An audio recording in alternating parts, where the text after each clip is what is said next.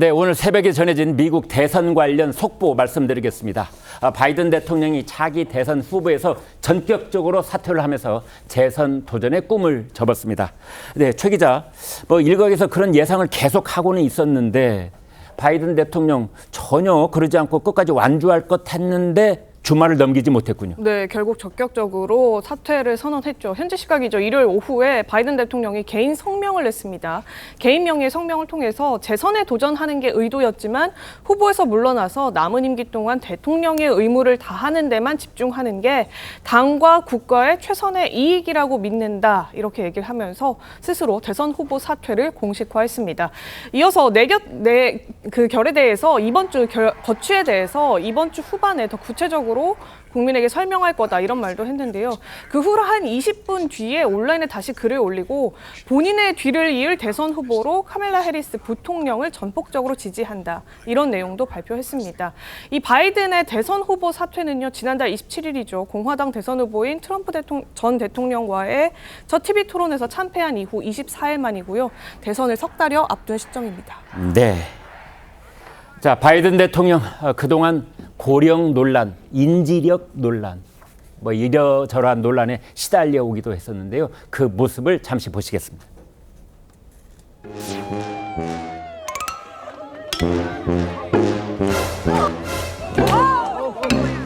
Come on, take these things off. I got my foot caught.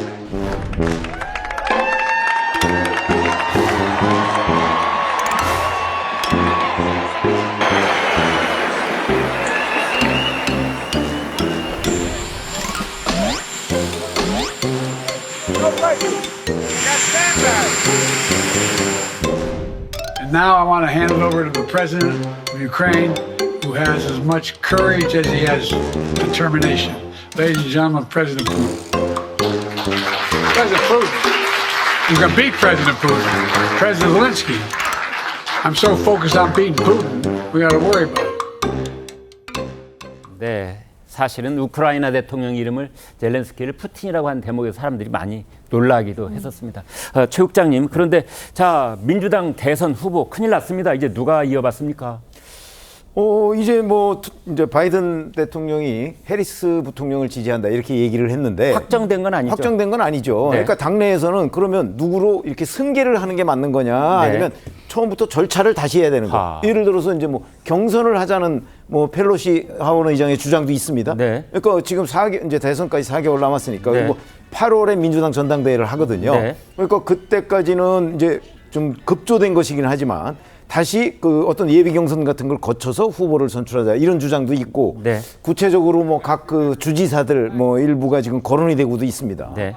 그래서 아마 이 부분은 이제 민주당 지도부가 자 그냥 승계로 할 것이냐 아니면 이제 예비 경선을 또 할 것이냐 이런 부분을 이제 결정을 중지를 모아야 되는 상황인데 이제 부통령으로 가면 이제 지금 모아놓은 선거자금 이걸 네. 그대로 승계할 수가 있지만 네. 그렇지 않고 새로운 후보가 등장을 할 경우에는 네. 그 돈을 쓸 수가 없거든요. 아, 그렇게 됩니까?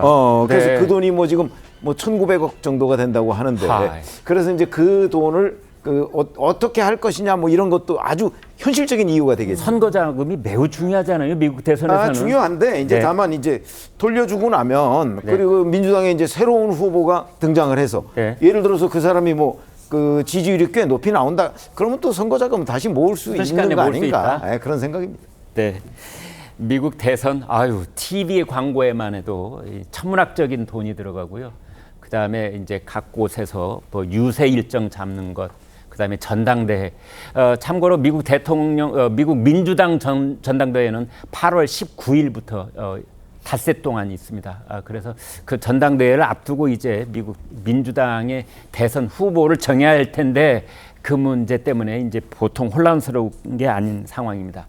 이제 이런 반면에 트럼프 전 대통령, 트럼프 미국 공화당 대선 후보는 이제 유세장을 다니면서 계속해서 연설을 하고 있는데 특히 북한 김정은 위원장에 관한 이야기를 참 많이 하고 있습니다. 김상일 대변인. 네. 어떤 이야기를 또 내놨습니까? 일단은 본인이 네. 김정은과 굉장히 사이가 좋고, 네. 그다음에 이 농구광이니까 그 미국 프로농구 네. NBL이라 그러죠. 예. 뭐 그거를 뭐 같이 보자 뭐 이런 얘기도 하고 뭐 어쨌든 그러려면은 김정은이 미국으로 가야 되지 않습니까? 그렇죠. 네. 그러니까 이런 이야기를 굉장히 많이 하는 건 김정은에 관해서만 하는 것은 아닙니다. 예. 푸틴이나 이런 쪽에 대해서도 합니다. 비슷한 얘기를 하고 예, 다니는군요. 비슷한 얘기를 합니다. 그 이유는 뭐냐? 그 미국의 외교적인 문제 중에서 큰 문제에 해당하는 것들을 네. 나는 한 방에 그냥 한 번에 이거를 다 해결할 수 있는 사람이다. 네. 이런 것을 과시하기 위한 것으로 보이고요. 네.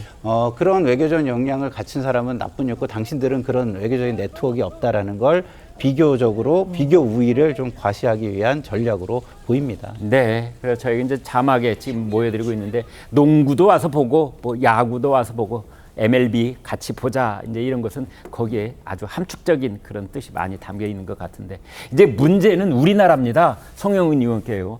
그래서 트럼프 제2기가 시작된다는 그 전제하에 우리의 외교 전략은 우리는 트럼프 캠프하고 어떤 채널이 지금 이미 확립이 돼 있는지 뭐 이런 궁금증들이 많은데 당장에 주한미군 그 주둔비 이 분담금 문제 뭐 그 문제라든지 또 다른 한편으로는 우리 핵무장에 관해서 바이든 대통령에 비해서 미국 공화당 특히 트럼프 대통령은 좀 더 유연한 생각을 가지고 있는 거 아니냐 따라서 호기가 될 수도 있다 이런 얘기도 있고 또 우크라이나 전쟁을 종식시키기 위한 어떤 비카드를 흔들 가능성 있고 그 다음에 이제 김정은과 트럼프의 만남이 성사될 가능성 뭐 여러 가지 얘기가 나오고 있는데요. 그 전망 어떻게 하십니까? 뭐 제가 개인적으로 전망하는 것이 큰 의미가 있을지는 모르겠습니다만은 많이들 이제 어떤 부분들을 주목해서 보고 계시냐 하면은 예. 우크라이나 전쟁의 종전 가능성이 아무래도 점점 높아지겠죠. 그 아, 트럼프의 아메리카 퍼스트 노선에 의하면은 결국에는 그 우크라이나 전쟁에 대한 지원 약속이 제대로 이행이 안 될 가능성이 높다. 네. 그러면은 우크라이나 러시아 전쟁이 아마도 뭔가 그 적당하게 종전하는 방향을 택하지 않겠느냐. 가령 예를 들어서요. 푸틴, 젤렌스키, 트럼프 세 사람이 만나는 그런 3자 정상회담을 기획하지 않을까요? 그런 깜짝 쇼도 가능하겠죠. 과거에 네. 싱가포르에서 김정은을 만나고 예. 하노이에서 김정은을 만났던 트럼프 전 대통령의 성향이라면은 충분히 있을 수 있는 일이라는 생각이 듭니다. 네. 그런 부분 하나 주목해서 봐야 될 거고요. 그 다음에 이제 그 트럼프 전 대통령이 계속 김정은을 반복해서 언급하고 있죠. 네. 내가 김정은을 만나봤다. 나는 김정은을 잘 안다. 네. 그리고 김정은에게 뭐 야구가 뭔지 알려주겠다. 이런 언급들을 하고 있는데 이게 이제 지금 대선 캠페인 과정에서 자신이 북한 문제를 다룰 수 있는 존재라는 걸 부각시키기 위한 레토릭인지 네. 아니면 하노이 노딜의 기억에도 불구하고 정말로 집권을 하면은 다시 김정은과의 회담을 추진할지 이제 이 부분을 우리가 잘 보고 대응을 해야 될 것 같습니다. 그 다음에 이제 주한미군 방위비 분담금 네. 말씀하신 것처럼 굉장히 우리에게 중요한 이슈죠. 이런 급격하게 올라간 금액을 제한할 가능성이 있나요? 그럴 개연성도 배제하기는 어렵다고 보여지는데요. 네. 그렇게 되면 이제 우리 측에서는 과연 그런 많은 돈을 내고 주한미군을 주둔하게 하면 네. 그것은 동맹이 아니라 용병이 아니냐 이런 논리로서 용병 얘기가 나오더군요. 그런 대응 논리를 좀 구축해야 되는 것이 아닌가 하는 개인적인 생각이 듭니다.